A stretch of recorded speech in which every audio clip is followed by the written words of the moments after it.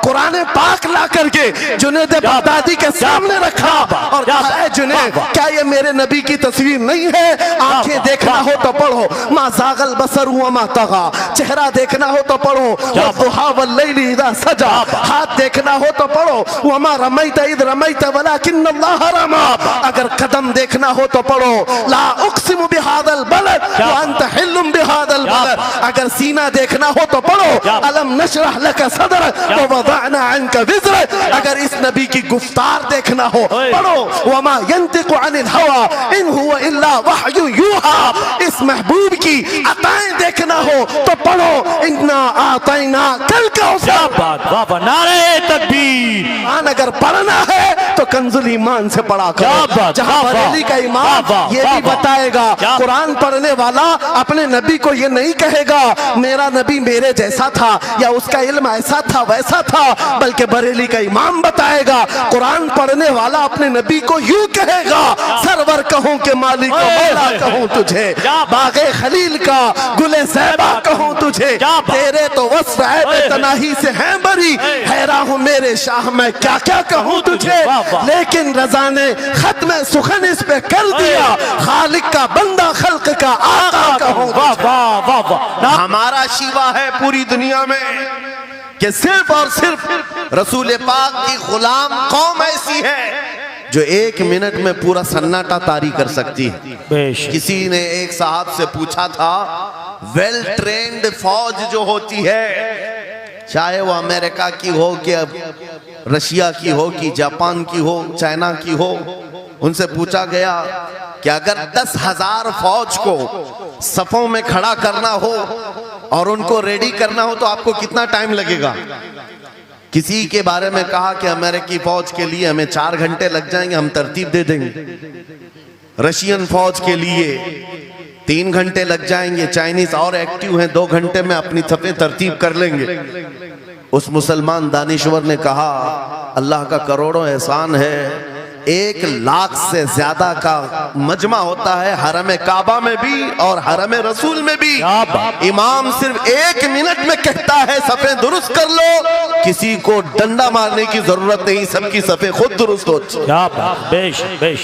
ये कौम है जो अपनी सफे खुद दुरुस्त करती है। मस्जिदों में, जुमा में, ईदगाह में जाकर कोई लकड़ी लेकर नहीं फिरता कि अपनी अपनी सफे दुरुस्त कर लो।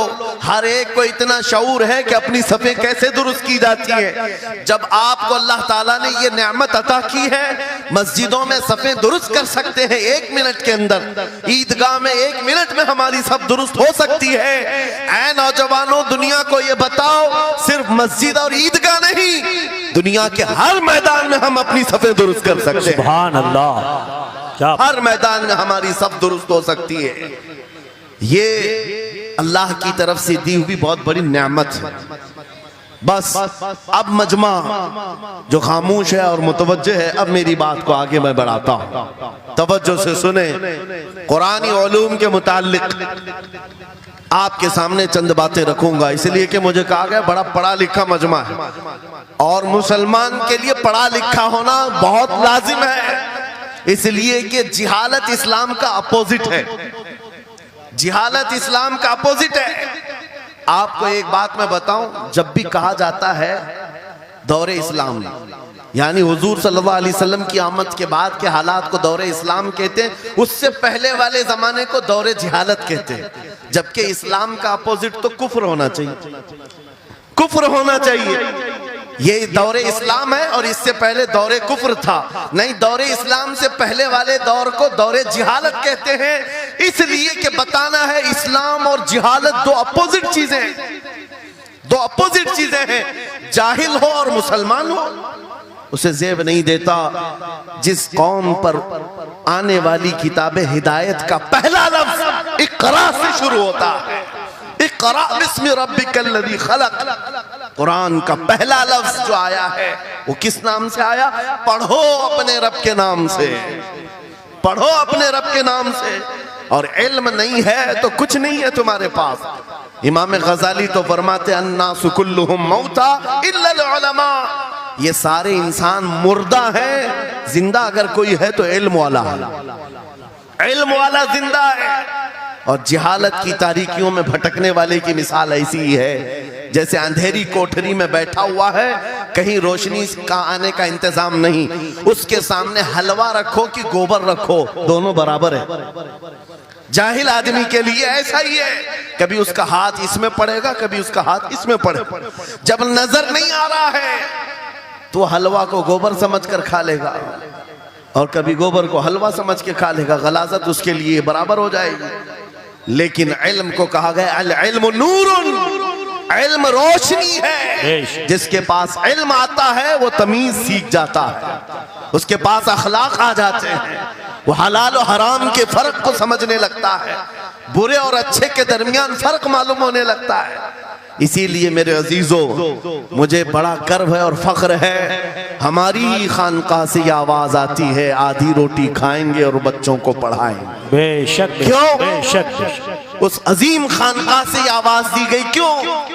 सिर्फ इसलिए नहीं कि तुम बड़े होकर के डॉक्टर बनोगे, इंजीनियर बनोगे। लोगों की नजर में अब बात यही रह गई, ये पढ़ा इसलिए जाता है कि डॉक्टर बनना, इंजीनियर बनना है और कमाना है, बहुत कमाना है। इल्म जो है आज कमर्शियल बना लिया गया। इल्म इसलिए नहीं, इल्म इसलिए हासिल किया जाता है कि बंदा खुदा को पहचाने, बंदा अपनी हकीकत को पहचाने, जिंदगी गुजारने के उस्लूब उसे मालूम हो जाए। इल्म इसलिए सिखाया जाता है। बहुत सारे लोग सिर्फ नौकरी के लिए समझते हैं कि इल्म हासिल करना चाहिए, नौकरी के लिए नहीं, अपने अखलाक को बुलंद करने के लिए इल्म आना बहुत जरूरी है। मेरे अजीजों, कुरान अज़ीम वो हिदायत की किताब तुम्हारे पास आई, इस कौम के लिए अलमिया नहीं है तो और क्या है, जो किताब उलूम का जखीरा है। आज दुनिया उस किताब पर रिसर्च कर करके नए इल्म और फनून हासिल कर रही है। उस किताब को तो हम मुर्दों पर पढ़ने के लिए रखे हैं।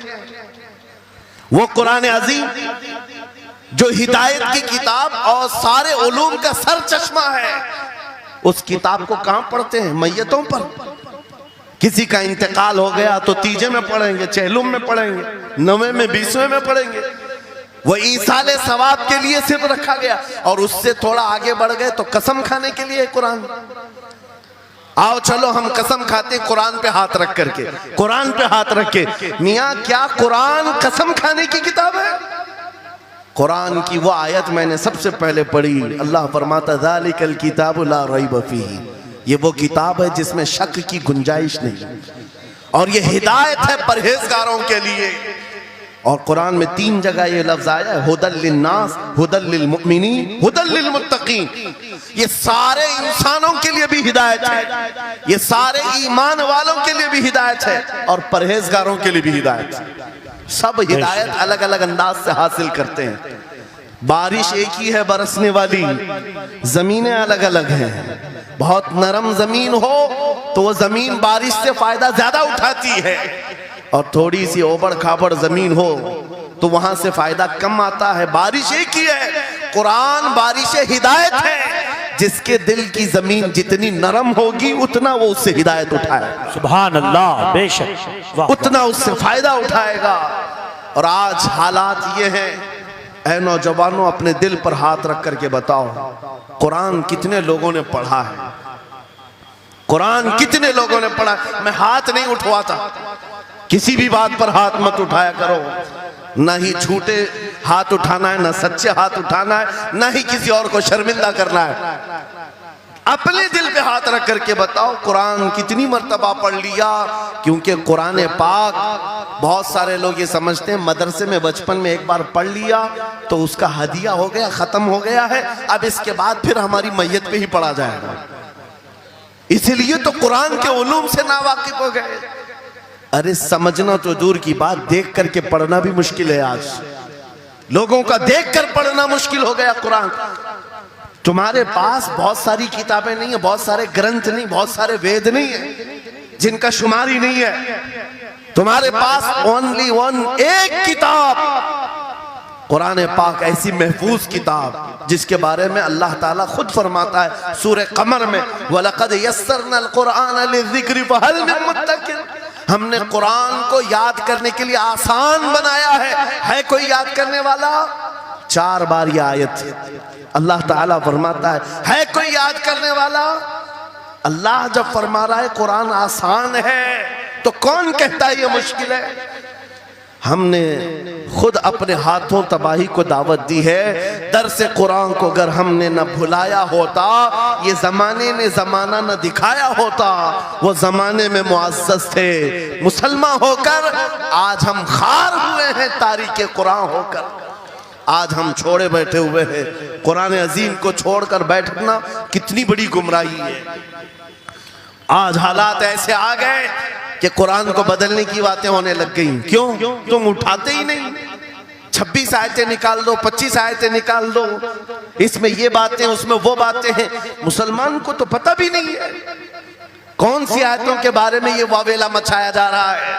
अरे तुम पढ़ो, तुम्हारे लिए कुरान आया है। ये जितनी भी कॉन्फ्रेंसें हैं, मैं समझता हूं इसके बदले हर जगह सुबह व शाम कुरान पढ़ने और पढ़ाने का इंतजाम हो जाए। इस तरह के हजारों जलसों से वो अफजल है। बेशक ये मैं नहीं कह रहा हूं, मेरे आका फरमाते हैं खैरुकुम मन तअल्लमल कुरान व अल्लमा। तुम में से सबसे बेहतरीन आदमी वो है जो कुरान सीखे और दूसरे को सिखाए। बेशक बेशक, सबसे बेहतरीन आदमी वो है कुरान को सीखे और दूसरे को सिखाए। आज नौजवानों के अंदर एक बड़ी तादाद मुझे देखने को मिलती है, उनको छोटी छोटी सूरतें भी नहीं मालूम, कुरान देख करके पढ़ना भी नहीं आता। बचपन में हमारे माँ बाप ने हमको सीने से लगा करके कुरान मदरसा भेजने की आदत डाली थी, और जब स्कूल जाते थे तो बस्ता पीछे लगा के जाते थे। पता होगा, स्कूल जाते हैं तो बस्ता पीछे रख के जाते हैं, और कुरान पढ़ने के लिए जाते हैं तो सीने से लगा के जाते हैं। ये हमेशा से एक रीत रिवाज चला, बुजुर्गों का डाला हुआ कि बेटा कुरान हमेशा आगे होगा। लेकिन शऊर आने के बाद तुमने कुरान को पीछे डाल दिया, पीछे को आगे कर दिया। कोई इल्म ऐसा नहीं जो कुरान में मौजूद नहीं, कोई इल्म ऐसा नहीं। वला रतबिन वला याबिसिन इल्ला फी किताबिन मुबीन। मेरा मौला फरमाता है कोई खुश्की और तरी की बात ऐसी नहीं जो हमने कुरान में ना बयान की। वनज़्ज़लना अलैकल कुरान तिबयानन लिकुल्लि शै। रब फरमाता है हमने कुरान में हर चीज का वाज़ेह बयान उतारा है तुम पर। और सैयदना अब्दुल्लाह इब्न अब्बास मुफस्सिरीन के सरदार रसूल पाक सल्लल्लाहु ताला अलैहि वसल्लम के चचेरे भाई हजरत अब्दुल्लाह बिन अब्बास कहते हैं लौ ज़ाअ ली इक़ालु बईरिन लवजदतुहु फी किताबिल्लाह। कहते हैं अगर मेरे ऊंट की नकील की रस्सी भी गुम हो जाए, मैं उसको किताबुल्लाह कुरान में ढूंढ लूंगा। क्या बात, वाह वाह वाह वाह। मैं उसको कुरान में ढूंढ लूंगा। उनके पास उलूम कुरान थे। और आप क्या समझते हैं कुरान में क्या नहीं है? साइंस की वो इजादात को अगर आप लेकर के बैठे, मैंने अपना पूरा बयान रिकॉर्ड किया है 2 साल कबल ही। यहाँ वक्त की किल्लत है, मैं आपके सामने अर्ज करता हूँ 16वीं सदी के बाद या 18वीं सदी के बाद साइंस की तरक्कियात ने अपना पैर जमाना शुरू किया है इस रुए जमीन पर। जबकि मेरे मुस्तफ़ा करीम सल्लल्लाहु ताला अलैहि वसल्लम की जुबान अक़दस से निकले हुए कलमात जो कुरान में मौजूद हैं, उठाओ और मैं बताता हूँ हर चीज का इल्म कुरान में मौजूद है। जब कोई सोनोग्राफी का इंतजाम नहीं था, ना सिटी स्कैन हो सकता था, ना एक्सरे का कोई इल्म किसी के पास था, उस वक्त कुरान कह रहा है एम्ब्रियोलॉजी के बारे में। क्या बात, एम्ब्रियोलॉजी क्या है? बच्चा पैदा होने की जो उसके नशो नुमा की जो मुद्दत होती है, किस तरह पेट में बच्चे की तख्लीक होती है। कुरान में मौला फरमाता है सुम्मा जअलनाहु नुतफतन फी क़रारिन मकीन सुम्मा खलक़ना नुतफत अलक़तन फ़खलक़ना अलक़त मुदग़तन फ़खलक़ना मुदग़त इज़ामन फ़कसौना इज़ाम लहमा सुम्मा अंशअनाहु खल्क़न आख़र फ़तबारकल्लाहु अहसनुल ख़ालिक़ीन। मौला फरमाता है हमने नुतफे से अलक़ा बनाया। नुतफा क्या है? स्पर्म का वो एक कतरा जो मर्द के जरिए से औरत के रहम में जाता है, उसके बच्चे की थैली में जाता है, एक नुतफा, एक बूंद, जिसको नुतफा कहा गया है। मौला फरमाता है हमने नुतफे से अलका बनाया। अलका किसको कहते हैं? साइंस में पढ़ने वाले अगर स्टूडेंट्स हो तो समझ जाएंगे। अगर कोई मेडिकल साइंस का कोई स्टूडेंट है तो उसे मालूम होना चाहिए एम्ब्रियोलॉजी में चिपचिपा हुआ च्युइंगम जो होता है उसको अलका कहते हैं अरबी में। और आज साइंस ये कहती है कि पहले बाप के नुतफे के एक कतरे से एक छोटा सा खून का टुकड़ा बनता है जो चिपचिपा होता है, फिर उसके बाद एक गोश्त का टुकड़ा होता है, फिर उसके बाद उसमें हड्डियां बनती हैं, फिर उसके बाद उस पर चमड़ियां आती हैं, फिर उसके बाद उसकी आंखें, सारी चीजें बन जाती हैं। ये प्रोसेस है 9 महीने माँ के पेट में, और हर एक के वीक्स गिने हुए हैं। फर्स्ट वीक में क्या होता है, सेकेंड वीक में क्या होता है, थर्ड वीक में क्या होता है, एम्ब्रियोलॉजी का पूरा इल्म है। साइंस आज 21वीं सदी में इस एम्ब्रियोलॉजी को तुम्हारे सामने ला रही है। अरबों के उस दौर की बात कर रहा हूं जहां लोगों को घर बनाने का इल्म नहीं था, और कुरान माँ के पेट में पैदा होने वाले बच्चे की तख्लीकात बयान कर रहा है। नारे तकबीर, नारे रिसालत, फैज़ाने कुरान मुक़द्दस, फैज़ाने शेखुल मशाइख, नारे तकबीर, नारे रिसालत। वाह वाह। मशहूर साइंसदान है फ्रैंक प्रेस नाम से, जिसने ये थ्योरी दुनिया को बताई कि अर्दियात, जमीन के अंदर जो वसात हो रही है, और उसके बाद उसने कहा था, फ्रैंक प्रेस नाम का अंग्रेज मौर्रिख और अंग्रेज साइंसदान है, कहता है जमीन जो है पानी के ऊपर है, और ऐसे ही पानी के ऊपर कोई चादर बिछा दी जाए तो कभी चादर इधर हो सकती है, कभी उधर हो सकती है। इस चादर को मजबूत रखने के लिए इस पर पहाड़ों का होना बहुत जरूरी है। ये 19वीं सदी में फ्रैंक प्रेस कह रहा है, और मेरा मौला कुरान में फरमाता है, अल्लाह ताला फरमाता है, वल जिबाल औतादा, हमने पहाड़ों को मेख बना करके जमीन पर गाड़ा। क्या बात, वाह वाह, बेशक कि जमीन को हिलने नहीं देते पहाड़। अर्दियात का इल्म, एस्ट्रोनॉमी के बारे में, एस्ट्रोलॉजी के बारे में कुरान में मौजूद उलूम आप पढ़ो। जूलॉजी के बारे में, जानवरों के उलूम के बारे में कुरान में पढ़ो। रब ताला परिंदों के उन अशकाल के बारे में बयान फरमा रहा है, ये झुंड के झुंड जाते हैं, जमात की जमात होती हैं। चूंटियों के बारे में पूरी सूरह मौजूद है, इनके खाना तकसीम करने का तरीका क्या है, इनके एक दूसरे को पुकारने का तरीका क्या है, इनमें जब एक चूंटी मर जाती है तो उसको दफनाने का तरीका क्या है। ये कौन बयान कर रहा है? ये कुरान बयान कर रहा है, कुरान पाक बयान कर रहा है। जब तरक्कियात इस कदर आगे आ गई कि मशीनों के सहारे से आज जर्रे को देखा जाता है, परखा जाता है, और फिर दुनिया को बताया जाता है ये हमारी तहकीक है, और कुरान उस जमाने में बयान कर रहा है। मेरे अजीजों, एक बात बताता हूँ, 18वें पारे में सूरह नूर में एक आयत आई है, उस आयत के बारे में मैं बताता हूँ बाद में। लेकिन 18वीं सदी में एक साइंसदान जो अमेरिका की सफर पर था, उसने अटलांटिक ओशियन में एक जगह ऐसी देखी जहां पर इतना अंधेरा है कि हाथ निकालो तो भी नजर नहीं आए, सूरज की रोशनी भी नहीं पड़ती। वापस आकर के उसने कहा मैंने एक ऐसी जगह दरियाफ्त की है जहां सूरज की रोशनी ही नहीं पड़ती और अपनी आंखों को कुछ नजर नहीं आता। अगर हाथ निकाल करके देखो, समंदर के बीचों बीच अटलांटिक ओशियन, ये कोई तालाब का नाम नहीं है। ये लंबा सफर तय करके कोई एक जगह को ढूंढ लिया एक साइंसदान, और आकर के दुनिया को बता रहा है मैंने एक ऐसी जगह मालूम की जहां पर खूब अंधेरा होता है, हाथ भी नजर नहीं आता। जब वो आकर के बताता है, एक आलिम रब्बानी ने कुरान की आयत पढ़ी, मौला कुरान में फरमाता है, इज़ा अखरजा यदहु लम यकद यराहा व मन लम यजअलिल्लाहु लहु नूरन फमा लहु मिन नूर। कुरान में अल्लाह फरमाता, ज़ुलुमातुम बअदुहा फौक़ बअद, एक जगह हमने ऐसी बनाई है जहां अंधेरियों पर अंधेरियां हैं, जहां हाथ भी निकालोगे तो हाथ नजर नहीं आएगा। कुरान में 1400 साल पहले ये जब बात आई, उस साइंसदान को बताया गया, ये तो अल्लाह ने कुरान में बयान किया है। अब और ताज्जुब की बात क्या है, सुनो। वो आया साइंटिस्ट, कहा ये किसकी बयान की हुई किताब है? कहा मोहम्मद रसूलुल्लाह की, मक्का में पैदा हुए, मदीने में जिंदगी गुजारी, आखिर दिन की। उसने कहा मैं उनके बारे में जानना चाहता हूँ, हो सकता है वो समंदरों के बहुत बड़े माहिर थे, वो समंदरी उलूम के बारे में बहुत कुछ जानते थे, उन्होंने जिंदगी का बहुत सारा हिस्सा समंदरों के सफर में गुजारा होगा। उस जमाने में उनको अटलांटिक ओशियन में मौजूद ये अंधेरा कैसे पता चला? ताज्जुब की बात है, हैरत की बात है। जब उस साइंसदान से कहा गया, ए अजीज, हकीकी बात तो यह है कि पूरी 63 साल जिंदगी में मेरे आका एक बार भी समंदर के पास नहीं गए। एक बार भी इत्तेफाक नहीं हुआ।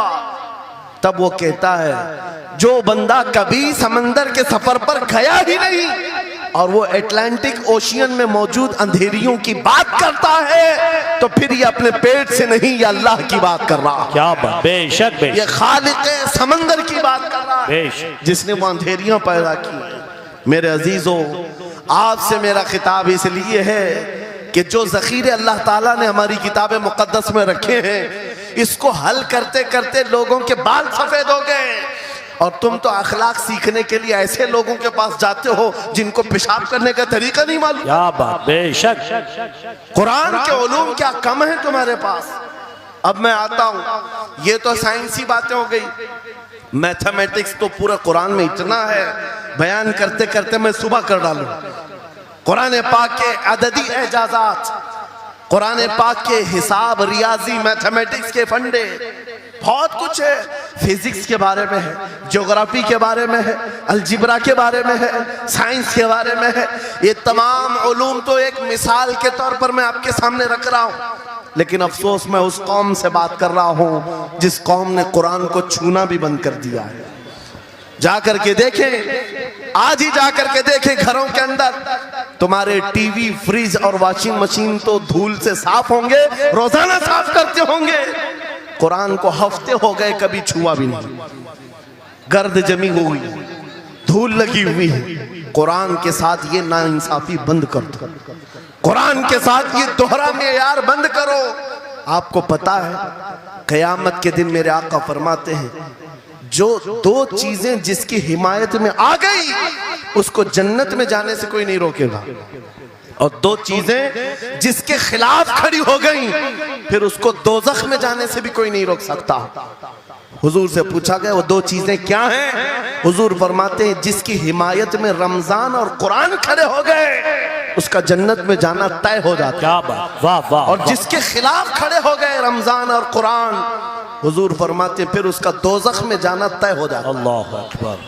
अल्लाह के रसूल, दानाए ग़ुयूब, कायनात के सरदार मेरे आका दुआ करते हैं अल्लाहुम्मा जअलिल कुरान हुज्जतन लना ला हुज्जतन अलैना। ये मेरे नबी की दुआ है, आप तवज्जो करें। हुजूर जब ये दुआ कर रहे हैं, ऐ अल्लाह कुरान को क़यामत के दिन मेरा हिमायती बना, मेरे खिलाफ ना बना। क्या बात, वाह। साहिब कुरान खुद कह रहे हैं क़यामत के दिन इसको हमारे खिलाफ ना खड़ा कर, कुरान को हमारा हिमायती बना। ऐ लोगों, हम कौन सी जिंदगी गुजार रहे आज? बहुत दूर हम आ चुके हैं, बहुत दूर हम आ चुके हैं। आज कुरान की तालीम को भी इतना सस्ता समझा जाता है, इतना सस्ता कि आपके पास अगर बच्चे के पास टाइम हुआ तो मदरसा भेजो, नहीं तो छोड़ो जाए। मदरसों में आने वाले वो बच्चे जिनकी नाक बह रही हो, कपड़े ढंग के ना हो, कारी साहब और हाफिज साहब खुद ही उसको साफ भी करें, खुद ही पढ़ा करके भी भेजे। क्या तुम अपने वक्त की मशहूर कॉन्वेंट स्कूल में भी इसी तरह अपने बच्चों को भेजते हो? वहां पर गैर हाजिरी से कितना डरते हो, अपनी छुट्टियां तर्क कर देते हो, रिश्तेदारों से मिलना बंद कर देते हो। नहीं, बच्चे की स्कूल छूट सकती है, लेकिन कुरान के साथ कैसा दोहरा सलूक है, कुरान के साथ कैसा मेयार है। आपको मैं बताता हूं, इमाम हमारे सिराजुल उम्मा इमाम आजम अबू हनीफा रज़ी अल्लाह ताला अन्हु अपने बेटे को जिस कारी कुरान के पास पढ़ने के लिए भेजा करते थे, कारी साहब ने इमाम आजम के बच्चे को पूरा कुरान पढ़ा दिया। नाजरा कुरान की बात कर रहा हूं। जब पूरा कुरान बच्चे ने पढ़ लिया तो इमाम आजम अबू हनीफा को ये मुबारकबादी दी गई कि आपका बच्चा पूरा कुरान पढ़ चुका है हाफिज साहब के पास। तो हाँ, इमाम आजम बड़े ताजिर थे अपने जमाने के। उन्होंने क्या किया, उस कारी साहब को 4 लाख दिरहम नजराने में भेजा। सुभान अल्लाह। कितना? 4 लाख दिरहम चांदी के सिक्के होते थे। इमाम आजम अबू हनीफा ने जैसे ही कारी साहब के पास जो कुरान पढ़ाए थे ये नजराना भेजा, उनके पास ये नजराना पहुंचा, 4 लाख तो छोड़ो, आज के जमाने में 4000 भी किसी को देता नहीं। हाफिज कुरान अगर किसी बच्चे को पढ़ाया है, और मैं मांग भी नहीं रहा हूं कौम से, इमाम आजम की बात बता रहा हूं। जब नजराना कारी साहब को पहुंचा, उन्होंने देखा 4 लाख दिरहम मेरे पास आए, इतनी बड़ी रकम, बच्चे को खाली कुरान ही पढ़ाया था। दौड़े दौड़े वापस इमाम आजम अबू हनीफा के दौलत कदे पर आ गए। घर पर आए, कहा हुजूर आपसे मैं ये पूछना चाहता हूँ कि गलती से तो ये रकम मेरे पास नहीं आ गई, ये किस लिए दी गई है? कहा कि ये तो आपने कुरान बच्चे को पढ़ाया, मैंने हदियतन भेजा है। कहा हुजूर सिर्फ नाजरा कुरान ही तो पढ़ाया, इतनी बड़ी रकम? इमाम आजम अबू हनीफा ने कहा कारी साहब आज चले जाओ, और अपने बेटे को बुलाया, इधर आ बेटा, कल से इस हाफिज के पास पढ़ने के लिए तू हरगिज नहीं जाएगा, कल से इसके पास तू इल्म हासिल करने नहीं जाएगा। बच्चे ने पूछा हुजूर क्या हो गया? कहा जो बंदा मेरे 4 लाख दिरहम को कुरान से बड़ा समझता है, मैं उसके पास अपने बेटे को नहीं पढ़ा सकता। मैंने तो कुरान का एक हर्फ की कीमत नहीं अदा की, उसने कुरान के ऊपर मेरी रकम को समझ लिया। आज हमने कुरान को कहां समझ लिया है? वो इमाम आजम अबू हनीफा फरमाते हैं जो कुरान से ज्यादा माल को अहमियत देता है उसके पास बच्चों को पढ़ाओ भी मत, ना पढ़ाओ। अजीजा ने गिरामी वक़ार, हमारा ये दोहरा सलूक, हमारा ये दोहरा मेयार कुरान के साथ जो हमारी नाइंसाफी है, हमें अखलाकी पस्ती में लाकर खड़ा कर चुकी है, अखलाकी पस्ती में लाकर खड़ा कर चुकी है। अरे हम देख रहे हैं आयरा गैरा नत्तू खेरा हमें सिखाने आ रहा है, बढ़ाने आ रहा है कि तुम्हें डेवलपमेंट के बहुत सारी चीजें बताई जाती हैं कि तुम्हारी पर्सनालिटी डेवलपमेंट क्या होती है। अलीगढ़ वाले तो नौजवान बहुत सारे जो स्टूडेंट्स हैं जानते होंगे, बीए कर लिया, एमए कर लिया, बीकॉम कर लिया या कुछ भी कर लिया, डिग्री हासिल कर लिया। बड़ी बड़ी कंपनियां आज पूछती हैं कि इसके पास पर्सनालिटी डेवलपमेंट है या नहीं। ये क्या है पर्सनालिटी डेवलपमेंट? कुछ बड़े बड़े शहरों के नौजवान हमारे पास आए थे, कहा हम कोर्स कर रहे हैं। कहा मैंने पूछा इसमें होता क्या है? कहा इसमें सिखाया जाता है बैठना कैसा है, लोगों से मिलना कैसे है, खाने के लिए बैठे तो चम्मच कहाँ रखना है, बर्तन कहाँ रखना है, लोगों से हैंडशेक कैसे करना है, ये सारी चीजें सिखाई जाती हैं। मैं नौजवानों से पूछा कि अच्छा कितने महीने का? कहीं 6 महीने का, कहीं साल भर का। कहा अफसोस है उस कौम पर जिसका रसूल आया था ये कहते हुए बुइस्तु लिउतम्मिम मकारिमल अखलाक, मैं सबसे बुलंद अखलाक सिखाने के लिए दुनिया में आया हूँ। उस रसूल की उम्मत आज ऐसे लोगों के पास अखलाक सीखने जा रही है जिसको हलाल और हराम की तमीज नहीं, जिसको खड़े होकर पेशाब करने में फख्र लगता हो, उसके पास तो ये अखलाक सीखने जा रहे हैं, पर्सनैलिटी डेवलपमेंट सीखने जा रहे हैं। आओ मैं तुम्हें बताता हूं कुरानी अखलाक क्या है। मौला करीम ने अपने हबीब को जो बयान किया है, सूरे लुकमान उठाओ, बाप अपने बेटे को नसीहत क्या क्या करता है, अगर 3 आयतें भी पढ़ लो तुम्हारी जिंदगी सुधर जाएगी।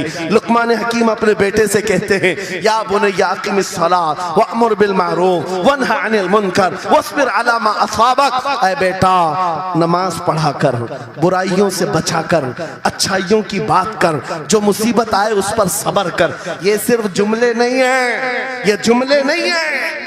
लुकमान हकीम ने अपने बेटे को जो डराया था, कुरान कहता है या बुनय्या इन्नहा इन तकु मिस्काल हब्बतिन मिन खरदलिन फतकुन फी सखरतिन औ फी समाई औ फिल अर्दी याति बिहा अल्लाह। आज हर बाप को चाहिए कि ये नसीहत अपने बेटे को करे। क्या बात, हर बाप अपने बच्चे को ये बात बताए, सुनो क्या लुकमान कहते हैं, बेटा बुराई अगर तूने कर लिया, ये मत समझना कि मैं रात के अंधेरे में छुप कर लिया।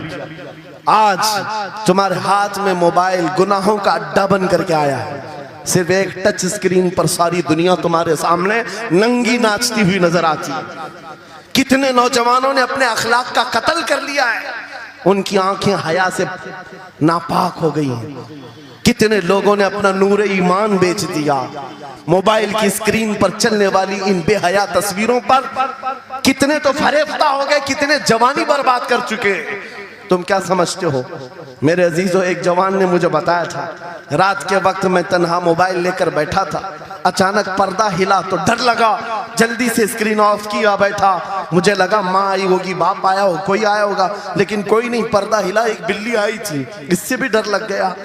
मैंने कहा पर्दे के हिलने से इतना डर है कि कोई आ जाए, तेरा ईमान कहां गया? वो मौला कहता है यअलमु खाइनतल अयुनि वमा तुख्फी सुदूर, वो रब तुम्हारे दिलों में गुजरने वाले हालात को भी देख रहा है, बेशक तुम्हारी आंखों की खयानत को भी वो देख रहा है। जब तुम्हारा यकीन ही खत्म हो गया तो क्या करोगे? इसीलिए अरबी का मशहूर मकौला है, इदा लम तस्तही फफ़अल मा शिअत वस्ना मा शिअत। जब तुम्हारे अंदर से हया निकल जाए तो जो चाहे करो, जो चाहे कर लो। आज लुकमान हकीम की वो बात मैं पेश कर रहा था, आयत मुकम्मल करता हूँ। बाप अपने बेटे से कहता है, अगर बुराई कर लिया तूने, अगर बेहयाई हो गई, ये मत समझ के बहुत छुप करके किया। आज से 4000 साल पहले लुकमान हकीम कह रहे हैं अपने बेटे से, अगर बुराई तो आसमानों में जाकर करेगा, या पहाड़ के अंदर घुस कर करे, या जमीन के अंदर जाकर करे, कहीं पर भी कर ले। जबकि ये तीनों चीजें उनके जमाने में नहीं थी, न पहाड़ों के अंदर जाकर के करने का तसव्वुर, न जमीनों के अंदर जाने का, न आसमानों में उड़ने का तसव्वुर। ये सब आज के दौर में मुमकिन है। और लुकमान हकीम कहते हैं, अगर तू इन सब जगहों पर जाकर कहीं पर भी करेगा, याती बिहल्लाह, अल्लाह वो तेरे सामने लेके आएगा। बेशक वमन यअमल मिस्काल ज़र्रतिन खैरन यरा वमन यअमल मिस्काल ज़र्रतिन शर्रन यरा।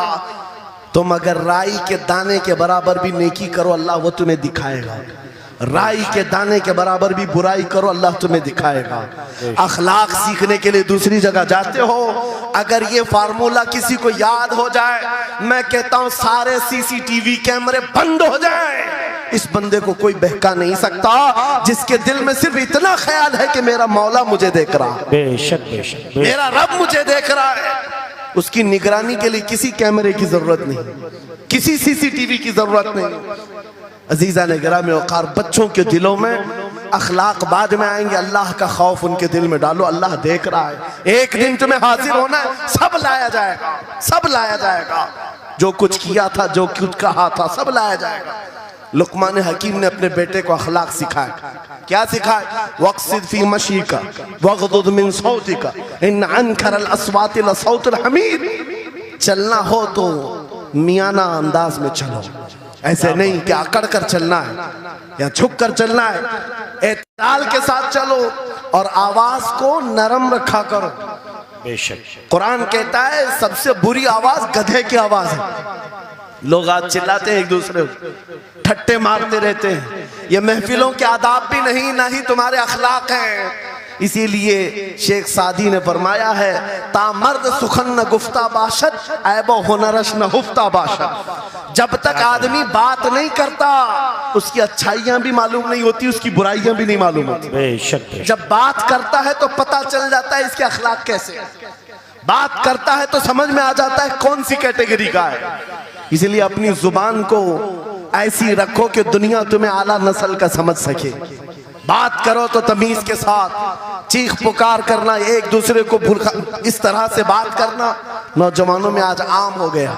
कुरान कहता है अपनी आवाजों को पस्त करो। एक और बात रब फरमाता है, वला तुसइर खद्दक लिन्नास, लोगों को से मुंह मोड़ करके बात मत करना। सामने तुम्हारे कोई खड़ा है और तुम इधर घूम करके बात कर रहे हो।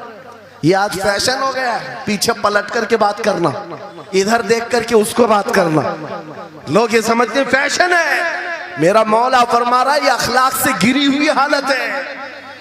जब बात करो तो आमने सामने, लोगों से मुंह टेढ़ा करके बात ना करना। ये अखलाक कौन सिखा रहा है? ये कुरान अजीम है। तुम पर्सनालिटी डेवलपमेंट सीखने की बात कर रहे हो, तालीमात इस्लाम को छोड़कर क्या पर्सनालिटी डेवलपमेंट हासिल कर पाओ? तुम्हारे पास सब कुछ है लेकिन सीखना नहीं चाहते। आज तक नौजवानों में से मुझे कोई मिला नहीं इस तरह से कि लोग आते हैं, मुफ्ती साहब बीवी को 2 तलाक दे दिया, 3 तलाक दे दिया, अब क्या करना है, इद्दत कैसे गुजारना है? या ज्यादा से ज्यादा दारुल इफ्ता में आते हैं, मुफ्तियान इकराम होंगे, झगड़े के मसाइल लेकर के आते हैं, बाप मर गए, इसको कितना मिलना है, इसको कितना मिलना है। अरे जिंदगी गुजर गई, कभी आ करके ये क्यों नहीं पूछा मेरे घर में मंगनी हो रही है, शादी हो रही, ये बताएं मेरे मुस्तफा ने कैसे शादी की? क्या बात है, क्या बात, बेशक। ये क्यों नहीं पूछा? मैं बीमार हो गया हूं, मुझे बताएं रसूलुल्लाह ने बीमारी के आलम में क्या कहने का हुक्म दिया? क्या बात। अगर तलब हो मेरे नबी के पीछे चलने की तो बंदा ढूंढ ढूंढ कर चलेगा, बेशक ढूंढ ढूंढ कर चलेगा। बेशक। हजरत इमाम अबू यूसुफ के बारे में और बाद ने इमाम अहमद बिन हम्बल के बारे में कहा कि आपने कलिंगड़ खाने का बहुत शौक था। तरबूज, आप तरबूज कहते हैं? हाँ, हमारे यहाँ मुंबई में इसको कलिंगड़ कहते। और उन्होंने ये कहा कि ये सुन्नत भी है। मुझे रिवायत मिली है कि हुजूर ने भी खाया लेकिन जिंदगी भर खाए नहीं। मुरीदीन ने पूछा कि हुजूर जब सुन्नत भी है और आपको शौक भी है, खाते क्यों नहीं? कहते हैं अब तक मैं वो तरीका ढूंढ रहा हूं कि मेरे नबी ने कितने टुकड़े करके खाए। अल्लाहु अकबर, अल्लाहु अकबर, वाह वाह। मुझे वो जो तरीका चाहिए, हुजूर के पीछे चलने वाला ढूंढ ढूंढ करके अमल करता है। और आज हमने जिंदगियां ऐसी बनाई हुई हैं कि लगता है दारुल इफ्ता, मुफ्ती और उलमा सिर्फ तलाक के लिए हैं, ये इद्दत के मसले पूछने के लिए, विरासत के मसले पूछने के लिए। अरे हमें भी काम दो, हम ढूंढ ढूंढ कर तुम्हें बताएं मेरे नबी चलते कैसे थे, मेरे नबी बात कैसे करते थे, लोगों से मुसाफा कैसे करते थे, लोगों के सामने आते तो कपड़े कैसे पहनते थे, मेरे नबी की नमाजें कैसी थी, हुजूर जब दस्तरखान पर बैठते कहां से शुरू करते कहां से खत्म करते। इस काम पर भी तो उलमा को लगाया करते ताकि तुम्हें पता चलता मुझे कहीं और से अखलाक सीखने की जरूरत नहीं, दुनिया के सारे अखलाक मेरे नबी के कदमों में मौजूद है।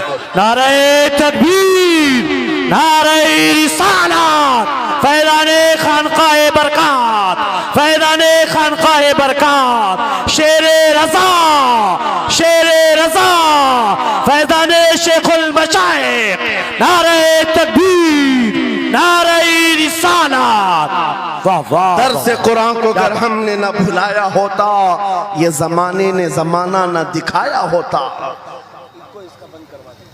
इको बंद कर दो, इको। कुरान पाक के सिलसिले में मुझे बयान करने का हुक्म दिया गया, बस मैं वही बातें कर रहा हूं। मैं आपको अपने मौजू से जो मुताल्लिक है वो बातें अर्ज करता हूं। कुरान क्या तमीज सिखाता है।